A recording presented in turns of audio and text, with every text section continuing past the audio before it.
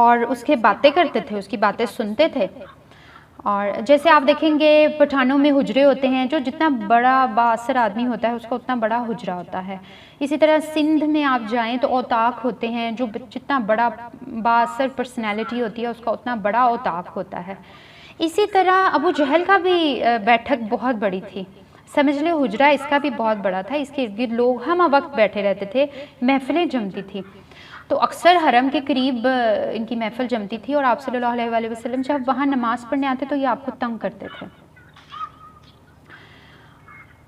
اب انہوں نے ایک دفعہ کیا کیا، اپنے وہ کپڑا تھا جو ابو جہل نے وہ پکڑا اور اس کو بل دے کر آپ صلی اللہ علیہ وسلم کی گردن میں اتنی زور سے ڈال دیا کہ آنکھیں باہر کو آنا شروع ہو گئی. اور اس کے بعد آپ صلی اللہ علیہ وآلہ وسلم ایک دفعہ پھر نماز میں تھے، سجدے میں تھے. اس نے کہا وہ قریب کی بستی میں ایک اونٹ ذبح ہوا ہے، تو جاؤ اونٹ کی کوئی اوجری لے کے آئے. تو عقبہ گئے، اونٹ کی اوجری لے کے آئے، اور انہوں نے آپ صلی اللہ علیہ وآلہ وسلم پہ اتنی بھاری بھرکم اوجری ڈال دی، اس کا وزن اتنا تھا کہ آپ سے اٹھا نہیں جا رہا تھا.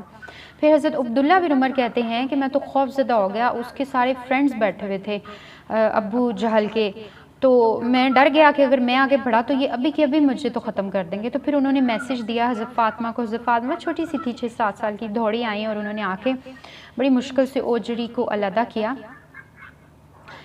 یہ ابو جہل کا کریکٹر ہے. ابو جہل اتنا تکبر اور انا والا تھا کہ اس کی جب یعنی آپ صلی اللہ علیہ وسلم کو انہوں نے اتنا تنگ کیا کہ آپ نے دعا کی ان کے لیے پھر.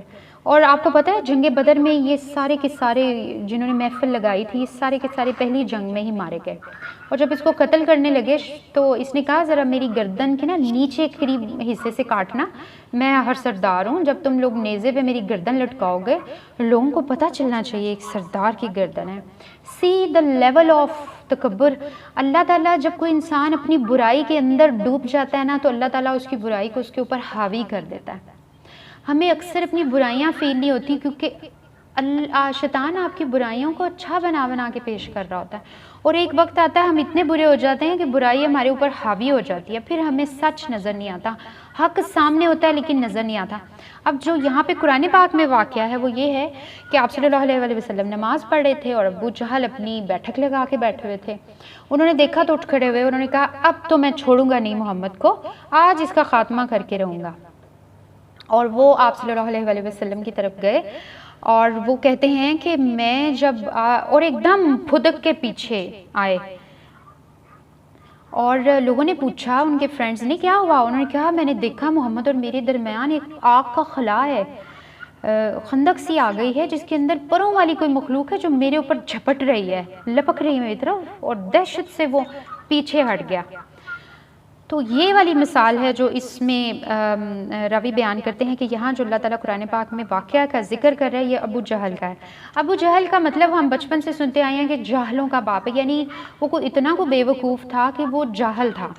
ایسا نہیں ہے، ہمارے معاشرے میں جاہل کہتے ہیں بے وقوف کو، عرب معاشرے میں جاہل اس کو کہتے ہیں جو بڑا شجاعت والا ہو، بڑا بہادر ہو، بڑا لڑاکا ہو، اپنے قبیلے کے لیے کٹ مرنے کو تیار ہو جائے، تو اس کے لیے جہل کا ورڈ آتا ہے، یعنی بڑا جوشیلا اور گسیلا تھا، تو اس لیے ان کو ابو جہل کہا جاتا تھا. اب یہاں پہ اللہ کیا کہہ رہے ہیں، اب ہم آیات پڑھتے ہیں تو آپ کو سمجھ آئے گی. اللہ کہتا ہے دیکھو اس شخص کو، دیکھا تم نے اس شخص کو جو میرے بندے کو نماز سے منع کرتا ہے.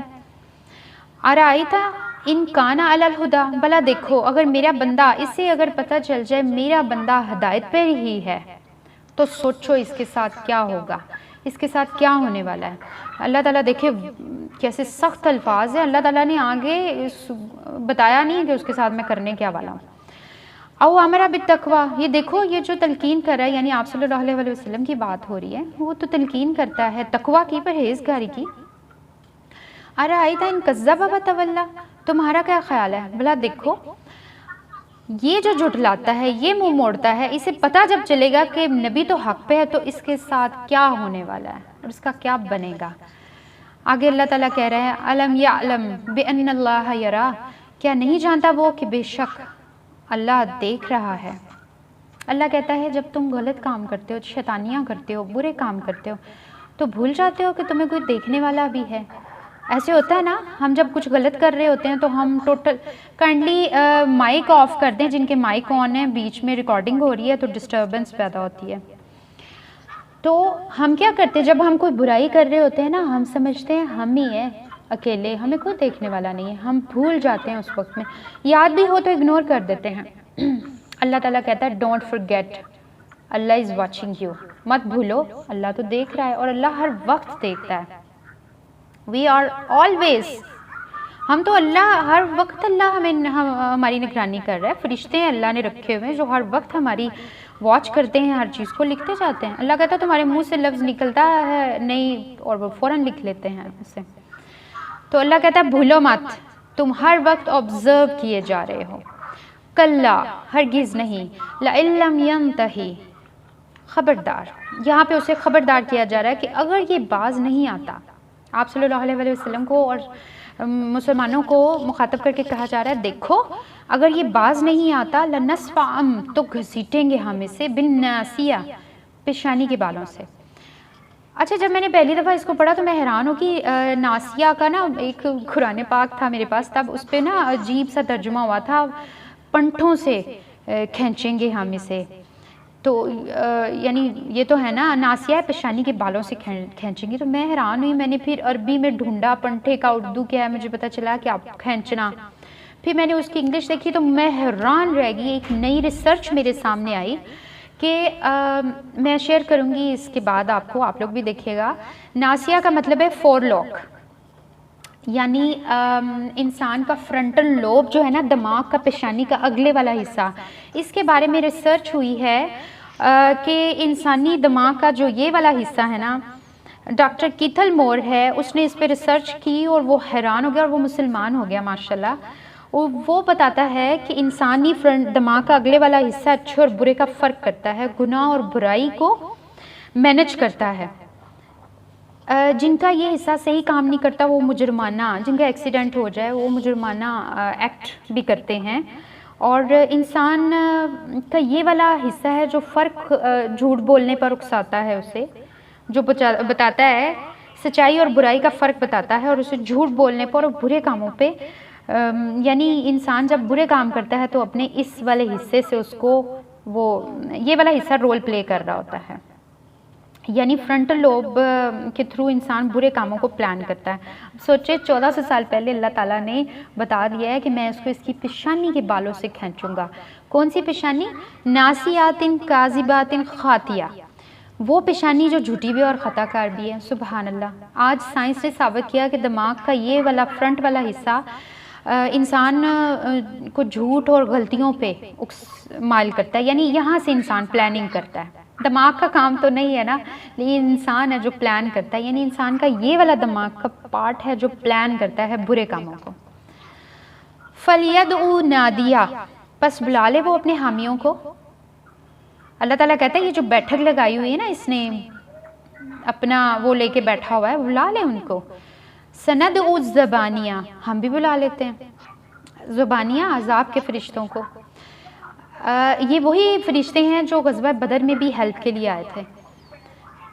تو اللہ تعالیٰ کہتا ہے کہ میں بھی اپنے فرشتوں کو بلا لیتا ہوں، یعنی میرے پاس تو ان کو مینج کرنے کے لیے بہت کچھ ہے، تو بلا لئیے ہمیں اپنے خامیوں کو، میں بھیج دوں گا فرشتوں کو. کلا لا تطعہ واسجد واقترب. اللہ تعالیٰ آپ صلی اللہ علیہ وسلم کو کہہ رہے ہیں کلا، ہرگز نہیں، خبردار، لا تطیعہ، نہ کہنا مانو. یعنی ایک تو ہے نا کہنا نہ مانو، اطاعت نہ کرو، تطیع کا مطلب ہے، اور دوسرا یہ ہے کہ پرواہ بھی نہ کرو اس گھٹیا انسان کی. واسجد واقترب، تم ایسا کرو سجدہ کرو اور اپنے رب کا قرب حاصل کرو.